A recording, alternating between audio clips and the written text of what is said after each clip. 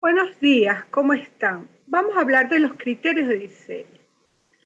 Los criterios, los criterios de diseño son súper importantes para abordar y resolver el problema de diseño.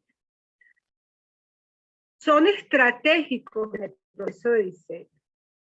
Para abordar un problema requerimos seguir un proceso de diseño.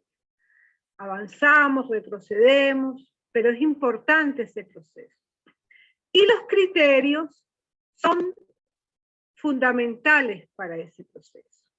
¿Qué son los criterios de diseño? No son otra cosa que los argumentos, las decisiones, todos estos aspectos que van a canalizar y a orientar el proyecto y que tiene que ver con la visión y conceptualización que el arquitecto ha hecho del proyecto en función de sus estudios previos, en función de la definición del problema, del estudio de áreas y actividades, del estudio del clima, de las variables físico-naturales, legales, de todos los aspectos que influyen en ese proyecto.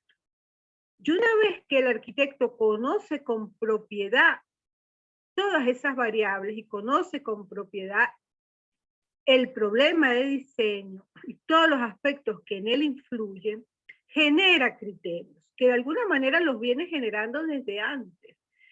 Y los criterios tienen que ver con esa visualización que el arquitecto tiene del proyecto, de cómo lo quiere resolver, qué es lo que piensa, qué es lo que quiere, qué es lo que desea. Pero no solamente son deseos, sino son decisiones apoyadas en argumentos, en conocimientos, para que ese problema de diseño sea resuelto de la mejor manera, más agradable, más confortable, más económico, tratando de subsanar problemas de tipo ambiental, de tipo legal. La idea de los criterios de diseño es lograr una buena arquitectura. No hay mala o buena arquitectura, debe haber solo buena arquitectura.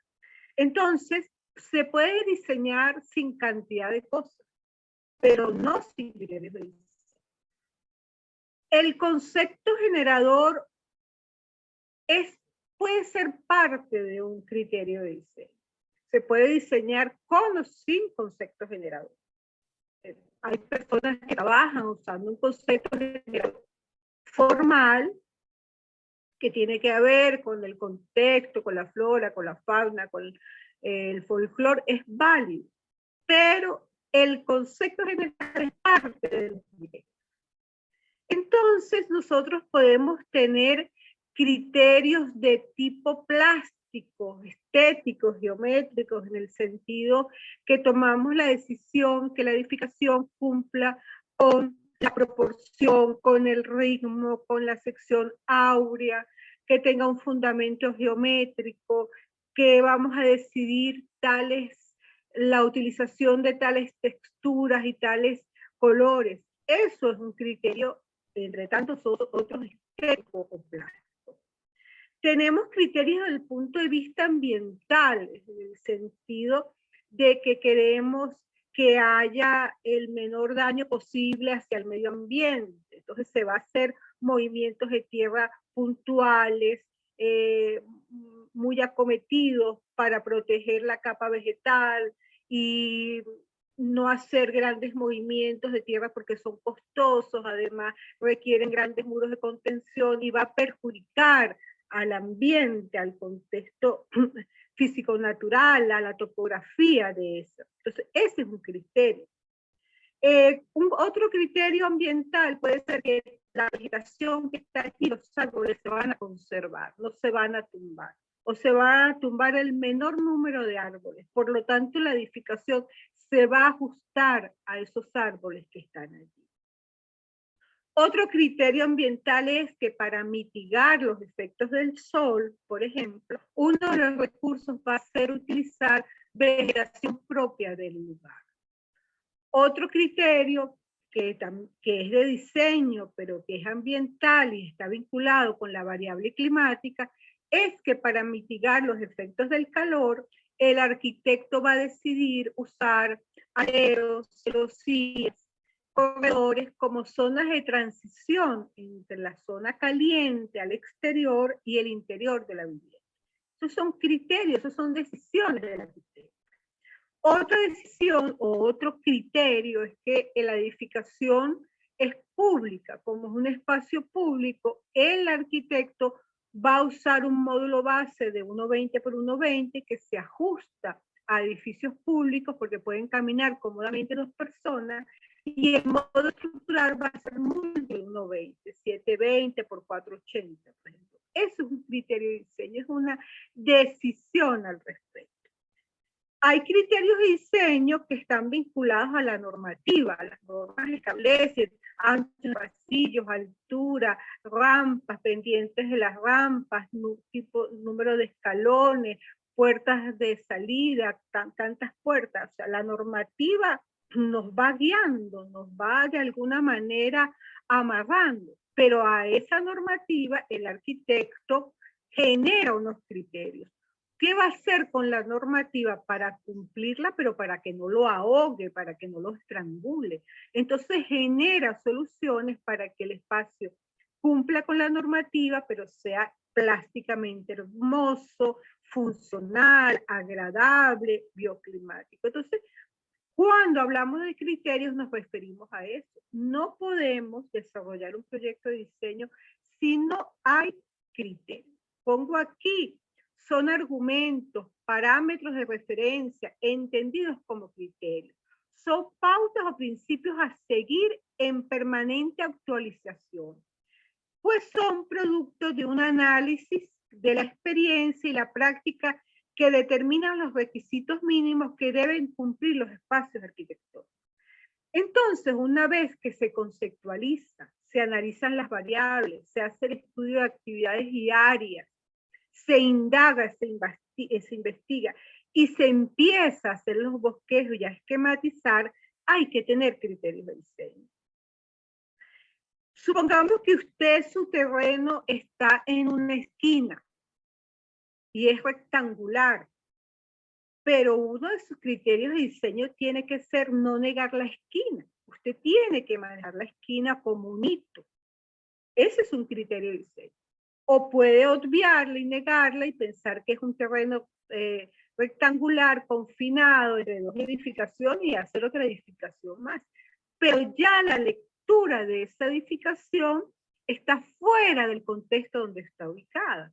El criterio lógico, el criterio realmente que permite diseñar y generar una propuesta interesante vinculada a su ubicación y a su contexto es trabajar la esquina. Y así cada caso en particular nos pondrá a reflexionar al respecto, a analizar la situación y a generar la serie de criterios que requerimos. Por ejemplo, constructivos. Si usted está en una zona calurosa, que llueve mucho, usted no puede usar techos planos. Ahí la decisión del criterio de diseño es usar techos con varias pendientes. ¿Por qué? Uno, porque cuando la luz del sol, los rayos del sol, llegan de forma perpendicular a un techo plano, aumenta la temperatura. ¿Sí? Y dos, porque al tener techos planos y llover mucho, la posibilidad de que esos techos se filtren y allí se acumule el agua es aún mayor. Entonces, ¿cuál es un criterio evidente en un lugar en donde llueve mucho y hace calor? Que los techos tienen que ser inclinados y tienen que tener pendiente para protegerse de la lluvia y la incidencia directa del sol. Y así vamos generando criterios en los distintos aspectos, constructivos, ambientales, estéticos, plásticos, geométricos.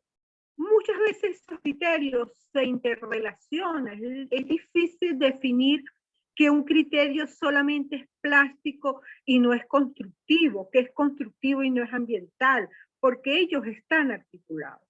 Pero sí debemos generar argumentos, decisiones, criterios sobre los cuales se va a sustentar nuestro proyecto. en los cuales van a explicar por qué eso es así. ¿Por qué la decisión de colocar el acceso a esa edificación o a ese conjunto es por este lado o por el otro?